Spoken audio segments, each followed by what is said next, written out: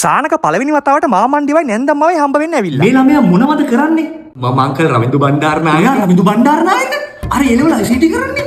මේ ළඟදී හැවුලුක් කළ පත අවුරුදු උත්සවයක් කරේ. අර රෑවේ එන්නේ ෂෝ එකකුත් කරා කිව්වේ. හනා එහෙමත් ආවා කිව්වේ. නෑ මම රවින්දු බණ්ඩාරනායක සර් ක්ලාස් කරන්න එහා පැත්තේ රෙදි කඩයක් කරනවා. මේක සාදේ හරියන්නේ නැහැ. ඔය ඒකට රවින්දු බණ්ඩාරනායක නෙවෙයි. අයියෝ නෑ අංකල්. එතකොට ෂෝ එකට හනා ආවෙන්නේ නැද්ද? නෑ ෂෝ එකට හනා ආවා. එහෙනම් ප්‍රශ්නයක් නෑ. දැන් මේ සම්බන්ධය ගැන පුතාගේ ගෙදරින් දන්නවද? ඔව් අංකල්. එහෙනම් හොඳයි. තාත්තෙන් හොඳින් ඉන්නවද?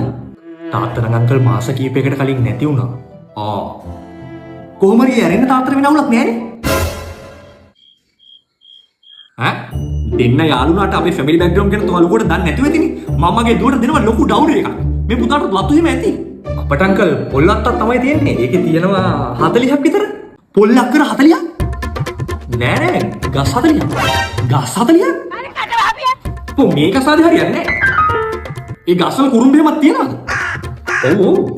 එහෙනම් ප්‍රශ්නයක් නෑ. කොහොම හරි මගේ මේ හැම දේපලක්ම දවසක මගේ දුවට තමයි. ඒ කියන්නේ ඔයාට.